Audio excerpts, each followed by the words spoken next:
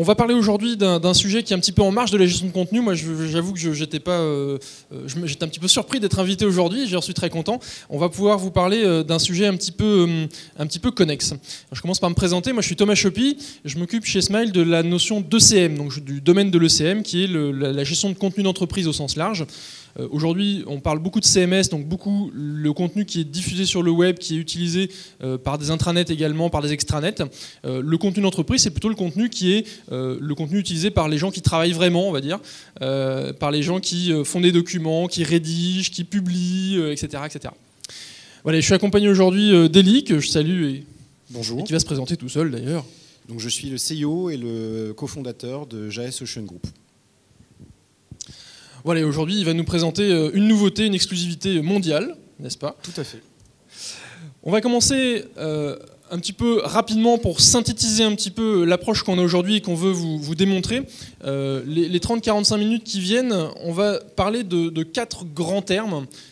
D'une part, c'est la libération des contenus. Je vais venir un peu dessus après. Qu'est-ce que c'est exactement? Mais c'est dire qu'aujourd'hui, les contenus sont très largement utilisés en entreprise, de toutes sortes. Les contenus sont de type extrêmement varié, hein, du document papier au mail, en passant par le site internet, par l'image, etc. Et aujourd'hui, on constate énormément de problématiques de gestion. Quand on parle d'un client, il a ses factures, et puis de l'autre côté, il a des documents sur le projet, et puis il y a tout un ensemble de documents qui parlent de ce client-là. Et on a énormément de mal à consolider tout ça finalement entre les différentes briques du système d'information. Donc l'une des idées, c'est un petit peu de lutter contre cet isolationnisme qui existe entre les différents silos d'information à l'intérieur de l'entreprise. Cet isolationnisme, il se traduit historiquement par tout un ensemble de systèmes qui ont été mis en œuvre, etc. Et j'y reviendrai.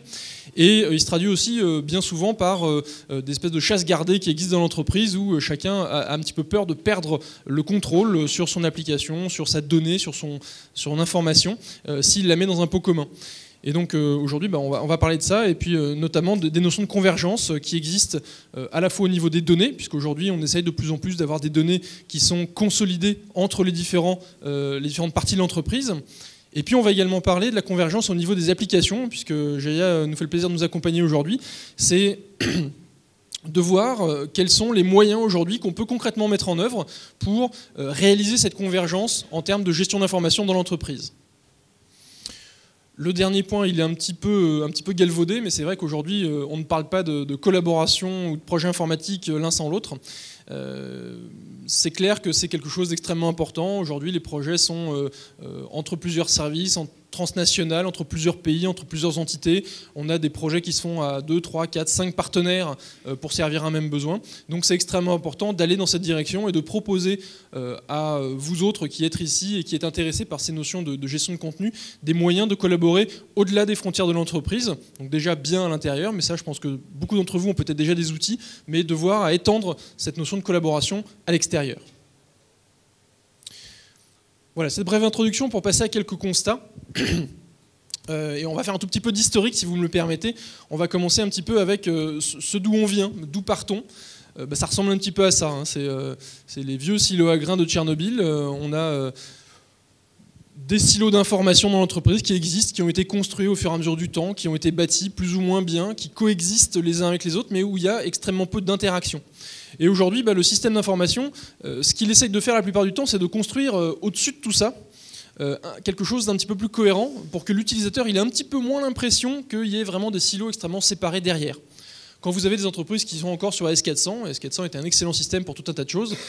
Quand vous avez de l'AS400 d'un côté, c'est extrêmement difficile de faire collaborer l'AS400 avec des applications web, par exemple. Vous avez des ponts à créer entre les générations de systèmes d'information, et ça pose des réels problèmes. Même si on parle très techniquement, entre différentes bases de données, quand vous avez une base de données à droite et une base de données à gauche, et que vous avez des données que vous souhaitez réconcilier entre les deux, c'est un vrai casse-tête. Et aujourd'hui, il y a des outils d'agrégation qui sont pas simples du tout, qui permettent de répondre un petit peu à cette complexité. En termes de gestion de contenu, aujourd'hui, on a ce qu'on appelle les GED Legacy, ou les DMS Legacy, donc c'est les outils de gestion de documents historiques, voilà, qui sont vraiment hérités du passé, des 20, parfois 30 ans de système informatique, puisque souvent ce sont parmi les premiers systèmes qui ont été implantés, la gestion des factures par exemple. Et tout ça, ça représente aujourd'hui des volumes d'informations extrêmement importants, qui ont une valeur ajoutée qui n'est pas énorme, mais par leur volume, on peut difficilement les éviter ou les bypasser. Le deuxième, évidemment, ce sont les sites internet. Aujourd'hui, encore beaucoup, peut-être d'entre vous, ne considèrent pas qu'un site internet est un asset, une véritable valeur pour l'entreprise. Par contre, moi, quand je vais chez les clients, je fais du consulting, j'en ai fait quelques années, je vais chez les clients et je leur donne de l'information sur leur entreprise qui est publiée sur leur site internet et dont eux-mêmes n'ont pas connaissance. Donc ça veut bien dire qu'aujourd'hui, parfois, la communication externe d'une entreprise est plus forte que sa communication interne, et vous allez retrouver sur un blog public, sur un site internet, des informations qui ne sont pas présentes en entreprise, à l'intérieur, et donc que les employés ne peuvent pas utiliser. Donc ça, c'est quand même un petit peu un comble. Ensuite, vous avez un troisième point qui est également assez faramineux en termes de volumétrie, qui est toute la partie mail. Alors les mails, évidemment, je pense que vous avez tous une boîte mail. Est-ce qu'il y a des gens qui n'ont pas de boîte mail ici ? Non, vous avez tous une boîte mail, vous échangez en moyenne entre, allez, on va dire 30 mails pour les plus chanceux d'entre vous à 200, 250 mails pour les moins chanceux. Vous imaginez ce que ça représente sur 6 mois, 1 an, 2 ans, c'est absolument monstrueux. Quand vous prenez unitairement la valeur de certains mails, alors bien sûr dans la masse que vous recevez, il y en a plein qui sont du spam, ça j'en parle même pas, mais des mails de validation, des petites choses qui ont peu d'intérêt, mais 2, 3, 4 fois par jour, 10 fois par jour, vous allez recevoir un mail qui a une vraie valeur, qui est un vrai document qui donne des informations très précises, factuelles, financières, etc. Ces mails-là, aujourd'hui, sont extrêmement compliqués à faire ressortir de tout votre magma d'informations que vous avez sur vos postes de travail. Puis vous avez bien sûr les répertoires partagés, donc ça c'est un petit peu le côté legacy classique, on va dire, l'historique que vous avez tous en entreprise. Est-ce qu'il y en a qui n'ont pas de répertoire partagé chez eux? Ou plus peut-être de répertoire partagé? Il y en a qui ont abandonné le répertoire partagé des fois pour le mettre dans une GED? Non, pas encore. Hein. Si, 1. Ah, bravo. Sur 300 personnes à peu près? 2. Bon, ben, bravo à vous deux parce que c'est un exploit. J'ai encore pas mal de boulot. Les répertoires partagés, en tout cas aujourd'hui, voilà, ont un petit peu le même problème que les mails, c'est que tout le monde y met à peu près n'importe quoi. On ne se pose pas tellement la question de savoir si ce document il existe ailleurs dans le répertoire partagé, dans l'arborescence. Si moi j'ai accès à une partie, que je reçois un document par mail, ben, je vais le mettre dans ma partie du répertoire partagé si je suis un petit peu consciencieux. Mais tout ça, ça génère énormément de problèmes. Et puis vous avez le dernier point important, qui sont tout ce qui est dans l'application. Donc vous avez probablement des ERP pour la plupart d'entre vous, tout ce que vous avez à l'intérieur d'un ERP, des bons de commande, des factures, pour ne parler que des documents les plus significatifs, mais également tous les contrats que vous pouvez avoir, ou toutes les données que vous avez à l'intérieur de vos applications métiers qui n'existent nulle part ailleurs. Tout ça, c'est du contenu d'entreprise aujourd'hui qui est extrêmement valable et qui est difficile à exploiter avec d'autres contenus. En général, c'est ou ce contenu, ou un autre, ou un troisième. Et donc, dans ces 5 exemples que j'ai ici, c'est assez rare d'avoir des ponts entre les différents systèmes. Puis le dernier, c'est un petit peu ce que vous avez, enfin ce qu'on a tous sur nos laptops. Je pense qu'Eli fait pas exception à la règle. Tout un tas de petites applications qui nous servent à prendre des notes, à mettre des tâches, voilà, à gérer son quotidien. Sans compter toutes les applications mobiles ou sur le cloud qui aujourd'hui sont de plus en plus utilisées et qui font partie de ce qu'on appelle un peu le shadow IT, c'est-à-dire du contenu qui est à l'extérieur de l'entreprise, qui est entièrement en dehors de tout contrôle, mais qui est quand même utilisé par les employés, parfois même en y mettant des informations qui ne devraient pas y être, en tout cas dans des environnements non sécurisés. Voilà, tout ça parce qu'aujourd'hui, finalement, l'extérieur donne des moyens très faciles, très pratiques d'ouvrir un compte sur Dropbox et puis de partager ses documents. On l'a encore fait hier soir, c'est très pratique, mais c'est assez moyen. Concrètement, dans tout ça, quand vous avez ces besoins en face de vous, il y a un petit peu deux mondes qui s'affrontent. Il y a le monde des techniciens, on va dire, vos DSI. Combien il y a de personnes qui sont dans des services informatiques ou plutôt dans des DSI ici, s'il vous plaît? Gros, un petit tiers, d'accord. Et des gens qui sont plutôt côté utilisateur, alors pour le coup? D'accord. Et alors les autres, vous êtes où? Plutôt... D'accord. Plutôt service de communication, peut-être? Non? Marketing, communication, d'accord, petite représentation, ok, merci. Voilà, en fait, vous avez un petit tiers et un quart à peu près qui sont aujourd'hui les deux mondes qui pour moi s'affrontent beaucoup, qui sont d'un côté les outils, donc les DSI, ce qu'on leur demande c'est de fournir des moyens, c'est de dire voilà, ok, vous voulez publier un site sur internet, ben voilà, moi j'ai un CMS, je vous le propose et vous l'utilisez et il y a déjà tout ce qu'il faut derrière pour que vous construisez votre site. Donc ça c'est extrêmement valable, c'est extrêmement important, il faut absolument que ça existe. L'inconvénient quelque part, c'est que les gens de la DSI, et moi je suis plutôt de ce côté-là en général, on raisonne plutôt en termes d'outils. On dit voilà, vous avez un problème, et ben moi je vais vous proposer un outil de gestion de documents. Si vous avez un problème de gestion de mail, ben, je vous proposais plutôt un outil de type wiki ou de type archivage de mail, etc., etc. Mais de l'autre côté, vous avez des besoins qui sont des besoins qui n'ont pas du tout trait à un outil en particulier. En fait, vous avez un besoin voilà, de mémoire, un besoin applicatif, un besoin pour travailler simplement parce que vous avez besoin d'interagir avec des gens. Et nous, on s'est aperçu, enfin on le sait déjà, mais on n'a pas tellement d'outils pour communiquer des documents un petit peu lourds, comme cette présentation à un partenaire avec qui pourtant on échange des rapports extrêmement réguliers. Ça, c'est un petit peu dommage. Et ce besoin-là, aujourd'hui, on a des moyens de le traiter qui sont beaucoup plus pratiques à traiter en Shadow IT, comme disait Elie, que directement par de l'opération, par des outils intégrés. Et donc au final, ce qui se passe, c'est que la grosse majorité des gens qui sont ici, qui sont utilisateurs ou prescripteurs, etc., bah, c'est vous qui payez les pots cassés, soit en ayant des outils qui ne sont pas efficaces, soit en ayant des outils qui sont externes à l'entreprise, donc vous prenez le risque quelque part de vous faire attraper par l'oreille et qu'on vous dise mais qu'est-ce que c'est que ce répertoire là sur Dropbox dans lequel il y a des contrats clients et des trucs fournisseurs et des trucs hyper confidentiels. Et ça, avec quelque part, pour faire votre boulot, vous êtes un petit peu obligé de le faire. Comment est-ce qu'on essaie de réconcilier tout ça ? On essaie de réconcilier en se disant, bah voilà, ok, d'un côté on a les gens, on va dire la foule des gens, le monde extérieur avec qui vous êtes amené à interagir en tant que travailleur. Et de l'autre côté, vous avez des contenus. Et ces contenus, bah, ça peut être des documents papier, ça peut être des mails, ça peut être des sites internet, ça peut être toute une pléthore d'informations qui prend des formes très diverses. C'est vraiment sur la forme qu'on va s'axer, puisque finalement il s'agit surtout de traiter la forme plus que le fond. Vous avez deux grandes voies pour traiter ça. Mon brave utilisateur qui joue à l'Atlas, là, qui porte un petit peu toute cette complexité sur son dos, on lui propose en général deux grandes catégories d'outils qui sont la première, tout ce qu'on appelle la GED, DMS en anglais, Document Management System. Donc ça va être des systèmes qui permettent de gérer du document, du binaire, donc un fichier Word, un PDF, etc., etc.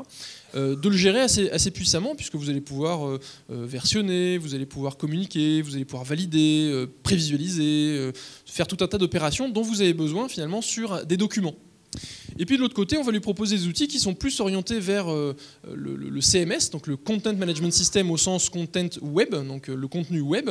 Et là, on va proposer des outils de mise en page, des outils où on va proposer des traductions automatiques ou semi-automatiques des contenus, où on va proposer la possibilité de créer différents espaces, différents sites web, des sites mobiles, etc. Donc on est très axé sur la diffusion de l'information finalement.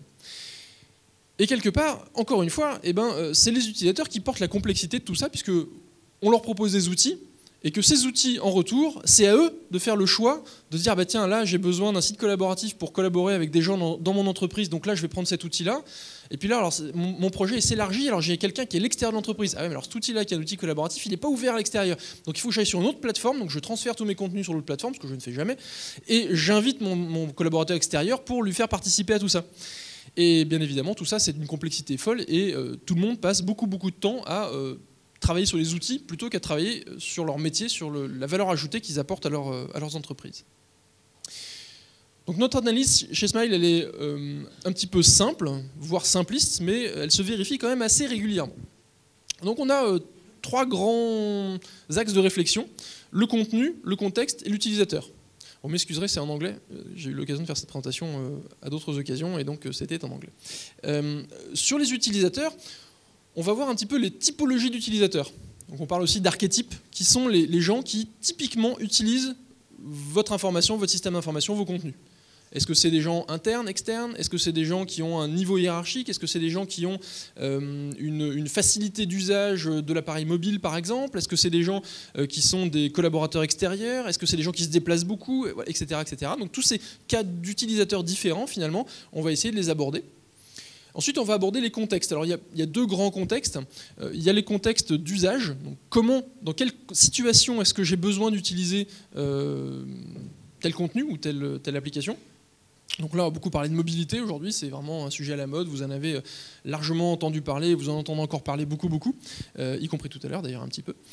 Et puis vous avez les contextes d'usage, je dirais, opérationnels. Est-ce que je suis dans un contexte de collaboration? Est-ce que je suis dans un contexte de diffusion? Est-ce que je suis dans un contexte d'archivage, etc., etc. Et donc ça aussi, il faut avoir bien conscience de ces différents contextes et de la pondération entre ces différents contextes pour être capable de prendre les bonnes décisions. Et puis dernière chose, c'est de bien avoir en tête quels sont les contenus que vous souhaitez mettre en accès. Aujourd'hui, on parle beaucoup de documents, on parle beaucoup de contenu web, mais le reste, c'est un petit peu une espèce de no man's land. Les blogs, les wikis, bah oui, vous avez quelquefois des entreprises qui ont des plateformes de wiki. Est-ce qu'il y a des gens qui ont des plateformes de wiki chez eux? 1, 2, 3, 4, 5, 10, 12, 15, d'accord, bah c'est déjà pas mal. 15 plateformes de wiki, donc des plateformes dans lesquelles collaborativement on va pouvoir mettre du contenu structuré, avoir de l'historisation, etc. Et peut-être aussi, sur ces 15 personnes, est-ce qu'il y a des gens qui ont des politiques de conservation ou de valorisation de ce qu'il y a dans les wikis? 1, 2, sur une quinzaine, c'est pas si mal. Donc ça veut dire qu'aujourd'hui, vous voyez, on en est encore à la phase d'initialisation. Le wiki, c'est un outil qui existe depuis assez longtemps, hein. Wikipédia en est un des magnifiques précurseurs, mais encore dans l'entreprise, vous avez des gens qui disent ah bah tiens, oui, c'est un outil qui peut être utile, on le met à disposition, mais on n'a pas vraiment une politique, une gouvernance derrière ça qui va me permettre de dire ok, cet outil va être utilisé pour ça, et dans telles conditions, je fais ça avec le contenu qu'il y a dedans, et à bon moment, je le transfère dans un autre outil parce que c'est de la collaboration de long terme, etc. Et donc ça, c'est des choses qui manquent aujourd'hui énormément en entreprise. Les principales problématiques qu'on va trouver, c'est entre le contexte et le contenu. Donc là, vous avez pas mal de frottements. Je prends un exemple tout bête. Vous avez probablement, pour beaucoup d'entre vous, des smartphones. Vous avez sûrement voulu lire des fichiers Word sur smartphone. C'est pas terrible. C'est franchement pas terrible. C'est assez illisible déjà parce que c'est tout petit. Ensuite, dès que vous avez des fichiers un peu complexes, la mise en page explose dans tous les sens. Voilà, vous avez tout un tas de problématiques simplement qui sont liées au fait que mon application qui est censée me délivrer du document, je ne peux pas l'utiliser parce que dans mon contexte d'usage qui est je suis sur une estrade, j'ai besoin d'avoir un document tout de suite et j'ai que mon smartphone sous la main, et ben ça marche pas. Et puis vous avez un deuxième cas d'usage qui est extrêmement problématique, c'est le cas d'usage entre les contenus et les utilisateurs. Donc là, je ne vais même pas parler des droits d'accès qui sont en soi un casse-tête monstrueux, mais vous avez tout un ensemble de problématiques qui sont liées au fait que certains utilisateurs, par exemple, ont beaucoup de mal à accéder ou à utiliser des contenus. Vous prenez un directeur informatique de 58 ans, si vous lui mettez entre les pattes un wiki, c'est pas évident qu'il va s'en servir tout de suite très naturellement, et même qu'il va lui-même comprendre l'intérêt pour lui-même en faire la promotion. Et si cette personne-là n'est pas même et pas motivé pour faire la promotion de cet outil qui pourtant par ailleurs pour avoir un intérêt, eh ben c'est problématique. Inversement, quelqu'un qui a une expérience de l'historique et du pourquoi, du comment, ce que j'ai appelé les jets de legacy, donc les gros systèmes dans lesquels vous avez beaucoup de documents, va être capable d'expliquer le pourquoi du comment et comment l'interaction se fait, et quels sont les processus qui mènent dans ce document, dans cet outil-là, et comment est-ce qu'un document va pouvoir le sortir, etc.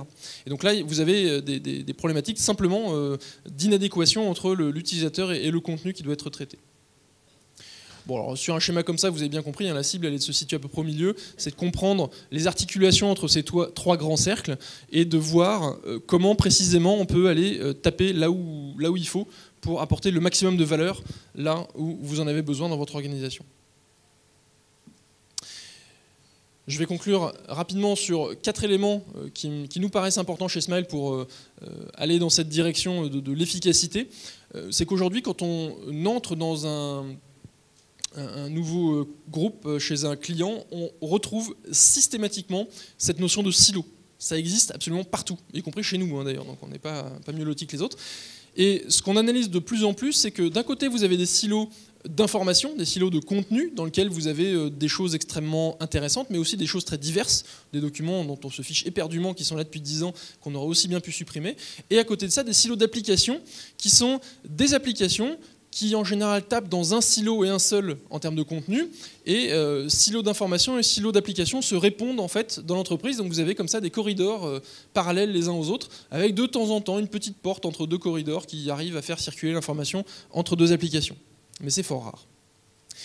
Le deuxième constat qu'on fait, c'est que les applications informatiques, globalement, sont extrêmement matures aujourd'hui. Je veux dire, voilà, l'ère informatique est déjà bien avancée, que ce soit des outils de CMS, de JET, de e-commerce, des outils de portage sur la mobilité, etc., sont des applications extrêmement matures aujourd'hui. notamment dans l'open source, mais pas que, hein, évidemment. Mais aujourd'hui, dans l'open source, vous trouvez des réponses extrêmement satisfaisantes à tout ça. Et finalement, le mot qui est peut-être important, que j'ai eu tort de mettre en petit, pardon, c'est le mauvais coin. Merci. Le mot que j'ai eu tort de mettre en petit, c'est le côté individuellement. Le côté individuel, c'est ça qui est important, c'est qu'elles sont matures individuellement. Ensuite, vous avez la notion de convergence. Pourquoi la convergence? Simplement parce que, je l'ai expliqué tout à l'heure, hein, aujourd'hui, c'est ça qui apporte de la valeur. C'est quand vous arrivez à maintenir une cohérence entre tous vos contenus, entre vos utilisateurs et entre vos différents contextes. Vous arrivez à faire converger tout ça, mais finalement, le point focal de l'utilisateur, il sera centré sur son business, qui est au centre de mon schéma précédent, et tout le reste, finalement, sera relativement naturel pour lui. Par contre, aujourd'hui, ça coûte assez cher parce que comme les applications sont matures individuellement, justement, eh ben, il faut recourir à de l'intégration interapplicative et à des briques d'intégration de contenu éventuellement qui sont assez complexes. Et puis le dernier point, qui est un constat moult fois rabâché de partout, à la télé, à la radio, et sûrement ici aussi, c'est que le monde accélère de façon importante et que cette accélération, elle se traduit par une autonomie des utilisateurs qui devient gênante pour l'IT. C'est-à-dire qu'aujourd'hui, si vous ne proposez pas à vos utilisateurs quelque chose qui va remplacer Dropbox, eh ben, l'utilisateur il va prendre Dropbox et il va rien vous demander, il va rien vous dire, vous n'allez rien voir. À la limite, le besoin, vous ne le verrez même pas. Mais par contre, le fait est que les informations circulent sur Internet, sur les serveurs qui sont à l'étranger, etc., etc. Et donc, toute cette notion de confidentialité, de sécurité que vous voudriez avoir en entreprise, eh ben, vous la perdez et petit à petit, vous perdez la main sur l'entreprise. Combien de fois des services qui ne sont pas le service informatique nous appellent et nous disent voilà, j'ai un besoin de ci ou de ça et de ça, mais j'ai pas trop envie d'en parler à mon service informatique, est-ce que vous n'auriez pas une solution hébergée à me proposer? Bah oui, bien sûr, on en a, monsieur, madame, on va vous la proposer, nous on est là pour ça. Mais c'est vrai que c'est assez peu satisfaisant quand on se situe du côté du client. On a plutôt envie d'aller voir le DSI, de lui dire au fait, là, un tel, il voudrait une solution de GED, est-ce que vous voulez pas qu'on vous aide à lui proposer quelque chose d'intelligent, de capitalisable, etc. Bon, malheureusement, la réalité des affaires n'est pas là. Ou alors il y a l'usage d'outils préexistants, simples, que tout le monde connaît, les répertoires partagés, l'email. Et là, vous avez une perdition d'informations et surtout un manque de partage qui est complètement paradoxal, là où l'entreprise, surtout en ce moment, a tendance à vouloir déployer des outils justement favorisant la communication. Et vous avez par exemple par email des discussions qui s'enchaînent, des échanges de documents qui sont totalement inconnus de personnes qui pourtant pourront en avoir besoin. Et de la même manière, comme Thomas l'expliquait tout à l'heure, vous avez des réplications de documents à l'infini dont on ne gère plus trop les versions sur des répertoires partagés, parce que les utilisateurs, à un moment donné, ont un besoin immédiat d'accès à un document, le recopient, font quelque chose dessus, ça reste dans leur périmètre proche, c'est absolument pas diffusé dans l'entreprise. Donc soit effectivement l'ajout de nouveaux outils, soit l'utilisation d'outils existants, mais qui ne sont pas du tout adaptés aux besoins de communication et de vélocité des entreprises d'aujourd'hui, des projets d'aujourd'hui. Donc là, vous avez un exemple parfait du manque de valeur ajoutée que ce type d'approche ne permet pas. Quand vous avez une approche où vous souhaitez que la valeur ajoutée soit au centre de votre processus, mais il faut absolument que les applications coexistent et cohabitent facilement, et que quand vous avez besoin d'un document dans un email, vous n'allez pas chercher le document sur votre poste de travail, mais vous allez le chercher directement dans la JET, par exemple. Voilà, tout un tas de choses. Mais on va rentrer un petit peu dans le concret, si tu veux bien, et puis on va maintenant parler de Jair. Exactement. Donc pour rebondir sur cette notion de convergence, aujourd'hui, beaucoup de projets d'entreprise, beaucoup d'équipes projets apprécient énormément ou souhaitent déployer tout ce qui tourne autour d'applications qu'on a appelées de social business, donc d'échanges social dans l'entreprise, parce qu'on voit bien qu'il y a une capacité d'améliorer la communication, la vélocité de transmission d'informations qu'on n'avait pas dans les outils, notamment ceux précédemment situés. Et là-dessus, il y a des applications, Jive par exemple en est un bon exemple. Le souci, c'est que ces applications-là vont être intégrées avec les autres systèmes et souvent, ces applications-là en réalité sont utilisées pour une toute petite partie. Oui. D'accord. Ces applications-là sont utilisées pour une toute petite partie de ce qu'elles permettent parce qu'elles répondent à un besoin précis dans l'organisation. De la même manière, aujourd'hui, la notion de partage de documents est devenu ce qu'on appelle une commodité, c'est-à-dire que c'est vraiment quelque chose qui est indispensable dans le monde de l'entreprise, à nouveau, pour rejoindre ce dont vient de parler Thomas. Vous avez des solutions de partage de documents qui existent, comme Alfresco, comme SharePoint, mais là encore, dans beaucoup de besoins, évidemment, dans certains cas, un SharePoint ou un Alfresco propose énormément de fonctionnalités qui sont utiles, mais pour beaucoup Pour beaucoup de projets, la notion simplement de partage de documents, de répertoire partagé pour lequel sont utilisées ces solutions-là, sont complètement surdimensionnées et en plus sont à intégrer, encore une fois, dans l'environnement global de l'entreprise qui généralement aboutit à la publication d'informations sur un site web ou sur un intranet ou un extranet. Vous avez aussi aujourd'hui énormément d'informations, la masse d'informations qui est aujourd'hui générée sur le web intéressante et énorme. Combien de fois vous êtes probablement dit, tiens, j'ai lu ça quelque part, je n'arrive plus à me rappeler où, et j'aurais aimé avoir l'article que j'ai vu ou le document que l'on m'a envoyé, mais j'arrive pas à le retrouver. C'est-à-dire que la recherche dans ma mailbox, je ne l'ai pas noté dans mes bookmarks, donc je n'arrive pas à retrouver l'information. Et donc vous avez aujourd'hui des outils comme Evernote qui permettent effectivement de faire de la veille, de récupérer rapidement de l'information et notamment sur des outils qui sont présents sur des applications mobiles, eh bien, de prendre en charge, parfois de photographier l'information ou simplement d'envoyer un contenu qui est ensuite classé et qu'on retrouve. Problème d'un outil qui est très bien, comme Evernote, c'est qu'il est extrêmement restreint dans son usage. C'est pas avec ça que vous allez faire un intranet, mais en revanche, il est surtout totalement extérieur à l'entreprise. Donc là, ce que je vais faire, c'est que je vais prendre une photo. Voilà. Et voilà, vous verrez pourquoi plus tard. Et enfin, dernier point, qu'on le veuille ou non, aujourd'hui, vous aurez beau déployer tous les outils de partage collaboratif possibles, il y a un outil aujourd'hui qui est utilisé massivement, même si par ailleurs vous avez un outil de partage collaboratif web, c'est l'email. Il y a énormément de discussions qui se passent par email. À un moment donné, des documents sont envoyés et la perte d'informations, le manque de partage de ce mode de communication qui est extrêmement performant parce qu'il est déployé partout, parce que tout le monde le connaît, il y a aussi une vraie adoption de l'email aujourd'hui. Il est aussi présent sur tous les supports, iPhone, iPad, Android, n'importe quel, vous avez des clients mail partout, Gmail pour la partie web. Cet outil-là est utilisé massivement et qu'on le veuille ou non, toutes les personnes travaillant sur un projet, à un moment donné, vont être amenées à faire des échanges par mail. Problème, et vous utilisez 100% de cette application-là. Ce n'est pas juste une fraction. Le problème aujourd'hui, effectivement, c'est que ces échanges par mail sortent souvent du contrôle ou du partage voulu par l'entreprise. Alors pourquoi on a ce fractionnement des besoins? Eh bien, tout simplement par la convergence des besoins.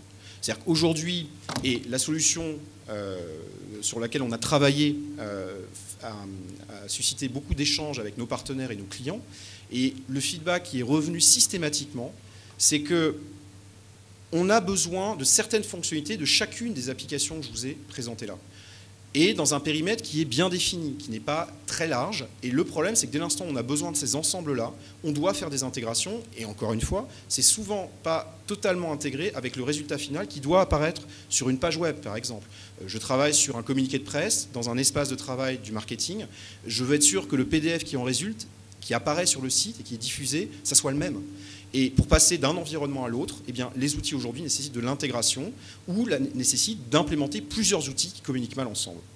Et cette notion de convergence, c'est la vision originelle de Jaya. Donc, on l'a développée sur notre système de gestion de contenu, de site web et de portail, qui est Jaya XCM, c'est notre vision première. On l'a mis en œuvre d'une certaine façon sur cette nouvelle solution. Donc, pour revenir justement à ces 4 grandes fonctionnalités, pans fonctionnels qui sont utilisés, eh bien, on va y apporter une réponse à chacune, mais dans le mode Jaya, dans cette vision de convergence qui nous a toujours caractérisé, c'est-à-dire une vision de convergence. Et donc plutôt que d'utiliser une fraction de chacune de ces applications-là, eh bien, vous allez utiliser 100% de l'application que nous avons imaginée, encore une fois, avec nos clients et nos partenaires. Et cette solution s'appelle Wise. Jaya Wise. C'est un espace collaboratif, social, avec des activités stream, sur lequel on peut regarder ce qui se passe dans cet espace de travail, s'abonner. Ce qu'il faut comprendre, c'est que cette application-là est basée sur notre plateforme. Elle a été construite, donc c'est une application totalement finie, elle a été construite avec un autre outil de notre offre qui est le Jaya Studio, qui est un outil de création applicative ou de création de sites, de templates utilisés dans le cadre de l'application de gestion de site, Et donc tous les modules qui ont été développés, Jaya étant une application extrêmement modulaire, eh bien, on a développé les modules et on a agrégé ces modules pour créer l'application JayaWise. Et sachant que derrière, cette application du coup fonctionne parfaitement bien avec l'application de portail et de gestion de contenu web. Et donc une image ou un ensemble d'images qui sont validées, versionnées dans Wise, peuvent tout à fait être ensuite utilisées par les personnes qui créent l'information dans le cadre d'un site web, d'un extranet ou d'un intranet. De la même manière, un PDF va pouvoir être validé et ensuite apparaître dans les sélecteurs de l'application de gestion de site, multisite, et par simple drag and drop, la personne pourra le déposer dans une page pour l'utiliser. C'est exactement les mêmes versions de l'application.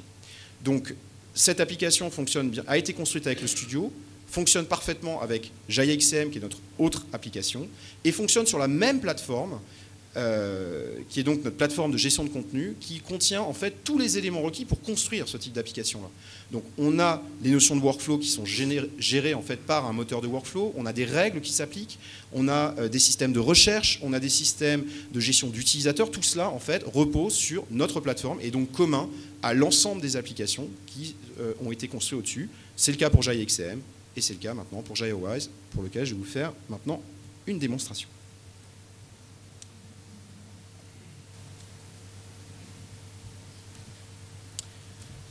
Donc, je vais me loguer en tant qu'utilisateur.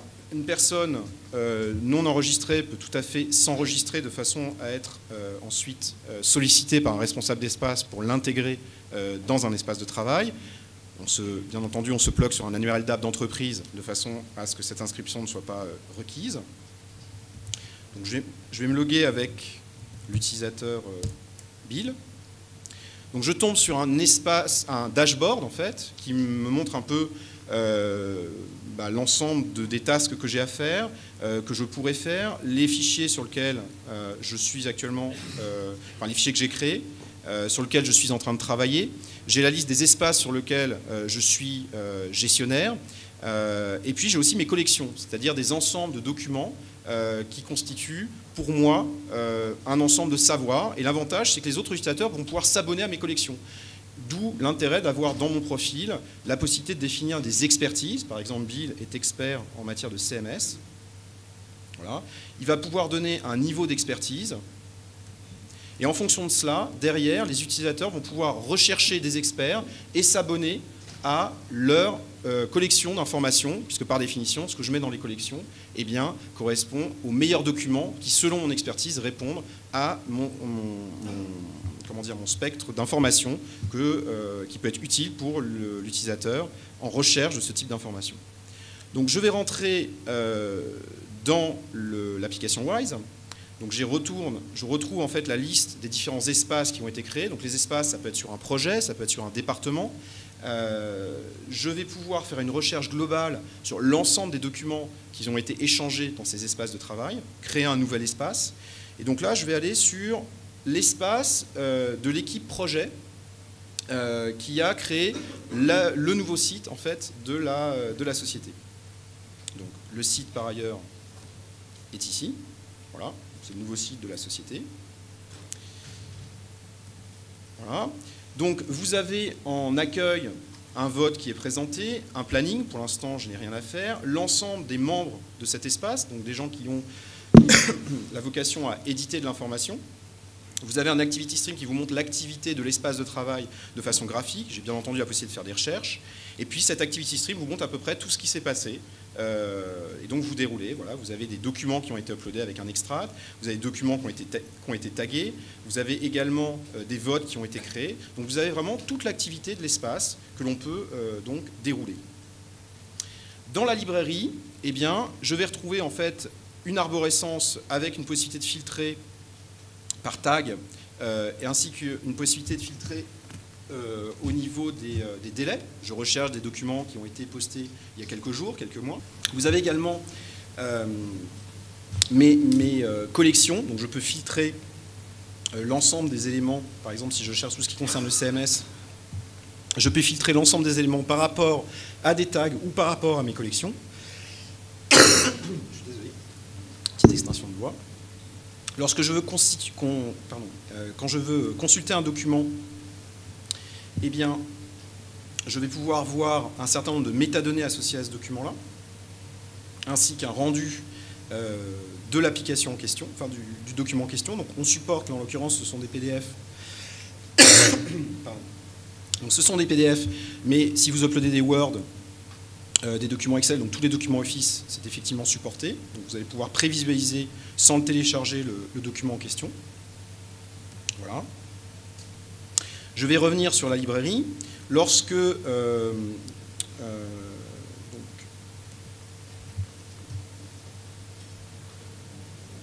je vais par exemple utiliser les fonctionnalités qu'on génère, par exemple, lorsque ce sont des images, il y a des règles qui s'appliquent pour générer des vignettes de l'ensemble des images, et donc vous avez effectivement ce rendu sous forme de galerie lorsqu'on est face à des documents, encore une fois, de type image, même si ce sont des vidéos également, on génère ce type de rendu, avec toujours ces mêmes possibilités de filtrage et de tag.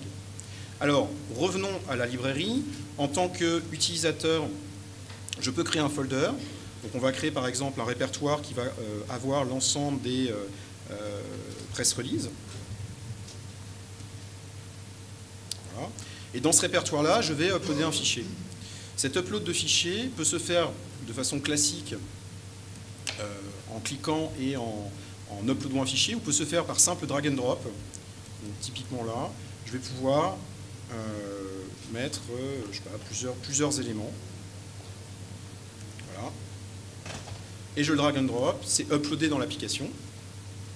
Voilà. Et donc dans le cadre de cette press release, de la même manière, donc je vais avoir le rendu. Pour l'instant, il n'y a pas de lien en download, puisque le document n'a pas été publié. Il n'est pas utilisé, en fait sur le site, donc pour l'instant, il n'a pas de façon contrôlée, il n'est pas mis à disposition. Vous avez la possibilité de lui associer des tags, des catégories. Donc au niveau du document, vous le voyez, vous avez la possibilité des permissions pour dire qui peut y accéder, notamment une fois qu'il sera publié, est-ce que c'est un document restreint. Vous avez la possibilité de mettre des tags, des catégories, voir les collections sur lesquelles il a été utilisé, et également les versions. Donc dès que vous uploadez en fait une nouvelle version du document, eh bien, le même document, en fait, vous avez une version additionnelle qui s'incrémente. Vous pouvez également loquer le document en édition lorsque vous travaillez dessus, de façon à ce que personne d'autre fasse des modifications dessus pendant que vous travaillez. Lorsque vous avez loqué ce document, des utilisateurs peuvent demander, donc typiquement là je vais mettre un log sur le document, à ce moment-là des utilisateurs vont pouvoir demander, donc on me dit voilà, ce document est en cours d'édition par vous, mais du coup les autres utilisateurs vont pouvoir demander de lever le lock de façon eux-mêmes à pouvoir continuer à travailler, et vous êtes notifié par email lorsque ce genre de demande est fait. Vous pouvez à tout moment, bien sûr, unlocker le document pour le remettre en possibilité de mise à jour de version.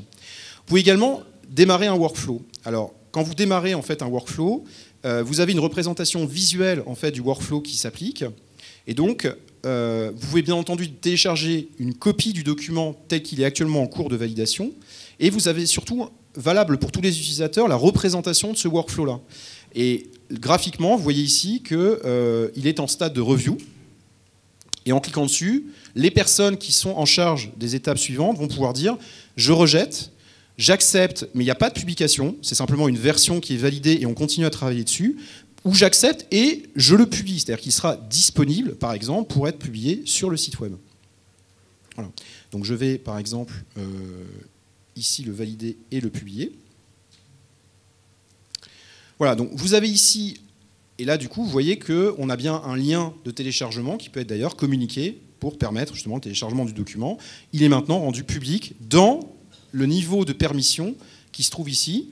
Il y a un système d'héritage où vous pouvez décider de faire un système de permission particulier associé à ce document-là. Par ailleurs, au niveau des métadatas, un certain nombre de métadatas sont générés automatiquement. Il y en a d'autres qui peuvent être extraites d'un document. Encore, c'est l'avantage d'avoir intégré un moteur de règles dans la plateforme. On est capable de générer des extracts ou de faire des actions à l'import d'un document, ce qui est effectivement très pratique. Autre point, je vais pouvoir lancer une discussion sur le document, ou par exemple dire, bah tiens, donc je vais par exemple dire, je voudrais, qu'est-ce que vous pensez de cette annonce presse? Donc voilà, press release. Voilà. Donc je lance une discussion sur ce sujet. Voilà. Les gens peuvent me répondre. Derrière, je vais pouvoir en fait revenir sur ma librairie, sur mon document en question, ici, et puis dire, il y a une discussion associée en fait à ce document qui se trouve ici. Donc, on me donne la liste de tout ce que je viens de voir, parce que je peux associer à un document des votes, je peux associer à un document un wiki, puisqu'il y a un wiki qui est présent avec une syntaxe wiki, donc vous pouvez créer une base de connaissances pour votre espace de travail, et vous pouvez associer n'importe quel article de wiki par rapport à un document. Et donc là, typiquement, je vais associer la discussion ici, au niveau de la ressource. Donc les personnes qui iront sur ce document pourront rapidement cliquer et faire la discussion, échanger autour de l'information. Je peux également demander de faire un certain nombre de tâches. Voilà, donc je vais mettre de revoir les éventuelles typos existantes. Je peux demander une due date, c'est-à-dire une date auquel je souhaite que cette tâche soit accomplie.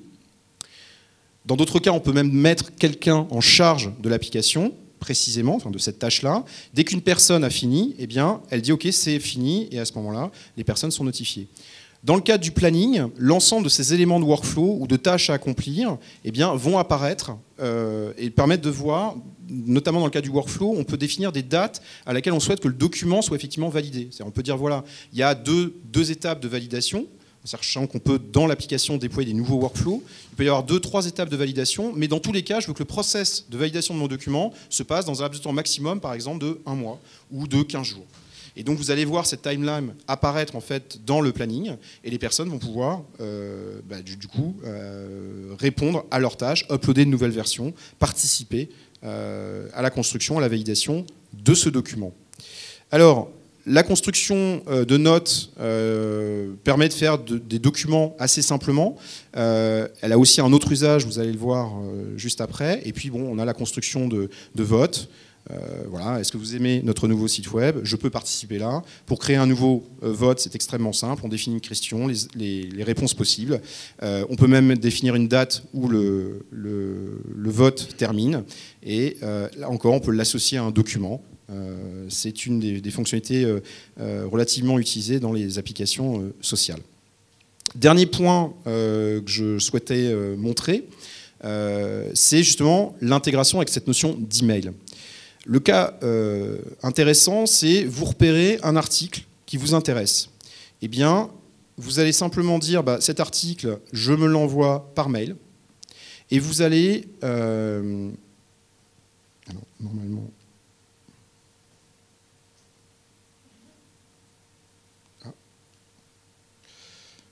Normalement, voilà, mon mail qui est ici. Vous allez l'envoyer à Wise, tout simplement, et vous allez pouvoir y mettre des choses, comme par exemple, qu'est-ce que vous souhaitez faire? Je souhaite créer une note dans l'espace, et là vous mettez simplement le nom de l'espace de travail, voilà, WebTeam. Vous souhaitez le taguer, donc tags, et vous mettez les tags, donc là ça concerne l'ICANN, voilà, ça concerne Internet, voilà. Et c'est tout. Et vous indiquez simplement que c'est pour Wise. Voilà. Et on envoie simplement cet email. Ce que je viens de faire là pour un article qui m'intéresse, je peux le faire évidemment avec n'importe quel device. C'est l'avantage. Vous n'avez pas de client installé ou à déployer sur les outils de mobilité de vos collaborateurs. Tout le monde a encore une fois un client mail de disponible. Mieux encore, vous avez énormément de discussions, comme je disais tout à l'heure, qui vont jouer par mail. Et bien là, par exemple, Leslie m'a envoyé la dernière version du programme du CMSD. Je me dis que ce serait bien de le mettre justement auprès du WebTeam, dans l'espace WebTeam, pour le garder. Et donc, à ce moment-là, je vais pouvoir simplement mettre... Bon, je ne vais pas lui renvoyer parce qu'elle le connaît. Donc, je vais mettre simplement en copie à nouveau le même espace, donc Wise. Et de la même façon, je vais dire à ce moment-là, envoie-moi ça dans l'espace de travail WebTeam, voilà, avec des tags qui vont être simplement smile. Bon, c'est pas obligatoire, hein, je le rajoute, mais vous pouvez très bien simplement dire envoie à WebTeam et terminer votre envoi. Et vous envoyez en fait ceci. Donc, lorsque vous ne mentionnez pas le fait que vous souhaitez créer une note, il va prendre les fichiers en attachement et les mettre dans la librairie. Lorsque vous souhaitez créer une note, eh bien, il va créer une note correspondante. Donc, on va voir tout de suite ce que cela donne dans Wise. Donc, au niveau de la création de notes, voilà, j'ai ma note qui est créée. Vous voyez que les tags ont été pris en compte, ici. Et donc, quand je vais cliquer dessus, j'ai une note HTML qui reprend tout mon article. Et je vais pouvoir, bien entendu, soit l'imprimer, soit l'éditer, par exemple en faire un PDF pour le mettre dans la librairie, soit l'éditer, et là on est face à un éditeur extrêmement simple qui va permettre de prendre, qui va permettre justement de compléter l'article. Mais voilà, on a vraiment la possibilité du coup de faire une vraie boîte à idées et de ne pas perdre l'information. Elle est complètement taguée et organisée. Dernier point que je souhaite montrer, alors je vais vous montrer juste dans la librairie, on va trouver la petite photo que j'ai prise tout à l'heure.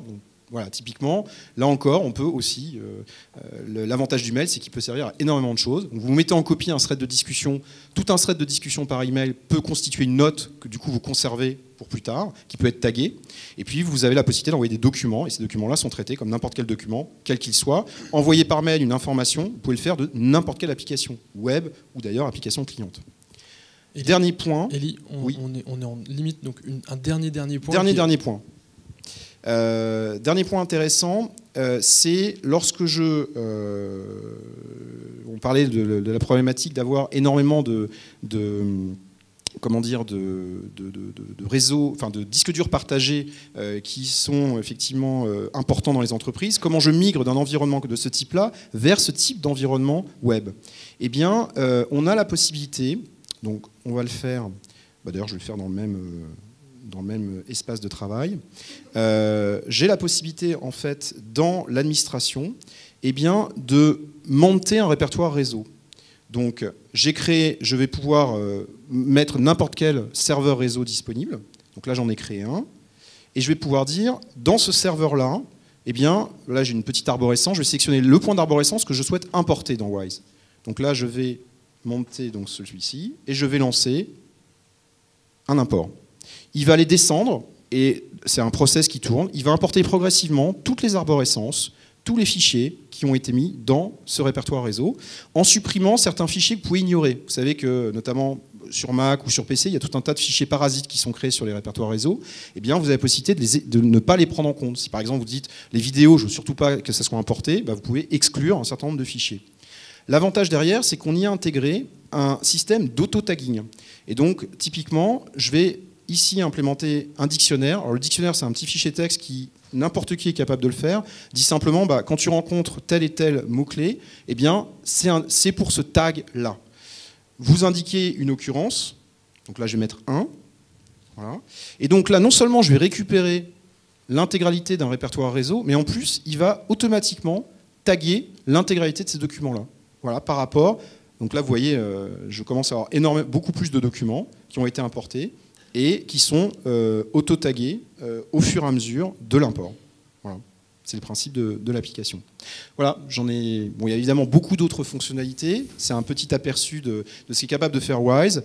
Encore une fois, l'intégration avec l'email est une fonctionnalité qui a vraiment été vue comme très séduisante pour tous les partenaires et les clients qui nous ont accompagnés sur la réalisation de cette application-là.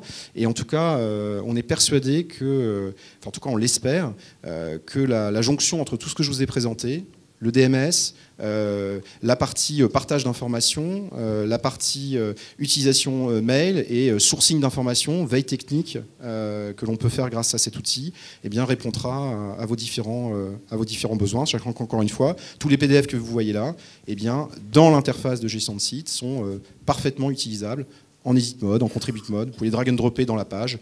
C'est parfaitement en adéquation, si vous le souhaitez, avec l'utilisation de Jaya XCM, qui par ailleurs, bien entendu, fonctionne sur la même plateforme. Voilà. Alors, comme on est un petit peu à la bourre, on va juste prendre 2 ou 3 questions rapides, si vous voulez bien. Donc, si certains d'entre vous ont des questions, on peut en prendre 2 ou 3 maintenant, et puis éventuellement... Oui, monsieur ?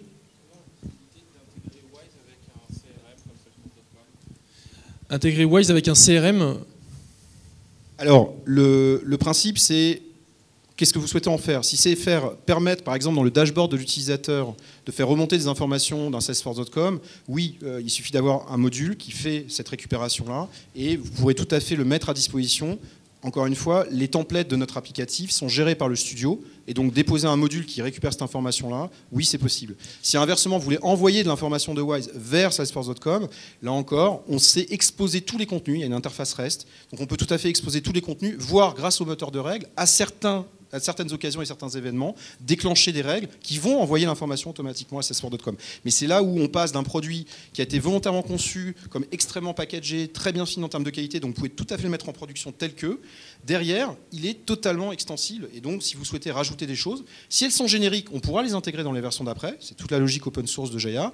Si en revanche c'est très spécifique, eh bien tout est là, et nos partenaires sont là, pour vous aider à faire cette implémentation qui correspond exactement à vos besoins. J'ajouterais qu'il y a un moteur de portail également dans Jaya que vous pouvez utiliser y compris dans le cadre de Wise, donc rien ne vous empêche de faire du portail si besoin. Une autre question éventuellement? Monsieur?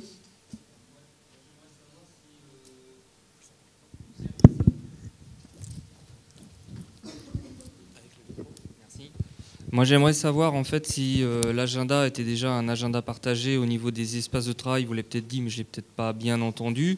Et si au niveau de vos justement des tâches, vous pouviez être en mesure de générer des diagrammes de Gantt sur l'aspect projet.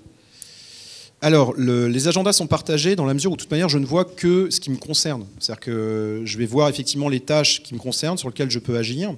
En revanche, c'est vraiment une visualisation justement du travail à faire, mais ce n'était pas une visualisation en mode projet type diagramme de Gantt. Ceci étant, on utilise des librairies de rendu. Si des informations permettant de faire un diagramme de Gantt sont présentes, on pourrait imaginer faire une vue de la même information. Si vous voulez, pour construire le calendrier que l'on présente, on ne fait que récupérer les informations de date, de début, de fin de tâche pour faire cette représentation graphique. On pourrait imaginer une extension possible. Là, encore une fois, il peut y avoir plein de façons d'imaginer, mais oui, pourquoi pas. Ça peut être soit générique, soit spécifique. C'est en tout cas un module qui pourrait être fait. Ouais. On a fait ce genre de choses dans d'autres contextes que Jaya sur des agendas effectivement qui ressemblent beaucoup à celui de Jaya ici. C'est effectivement pas très compliqué de recréer une dynamique de visualisation d'un certain nombre d'objets qui sont des événements avec des dates, etc. et des enchaînements éventuellement. Et sur le sujet des calendriers d'ailleurs, par exemple là j'ai une tâche que je peux faire, je peux décider de l'accepter ou de la démarrer, et je peux également décider de la mettre dans mon calendrier. Et là vous récupérez en fait une invite iCal, parce qu'encore une fois, pour nous, c'est impossible de dire remplacer votre SharePoint ou votre système de calendrier partagé par ça. Ça n'a pas de sens. Là, c'est une vue pour vous donner une vue rapide dans un contexte particulier. Si en revanche, vous avez un calendrier évidemment partagé, là, on a mis en place, encore une fois, une notion de convergence qu'il faut pour que ça communique correctement à ce que vous avez l'habitude d'utiliser, à savoir une invite iCal. Voilà, éventuellement une toute dernière question, et si vous voulez bien, après ça, on continuera les questions en off, parce qu'il y a les suivants qui doivent s'impatienter. Les prochaines questions sont donc en off. Merci à tous. Merci à tous.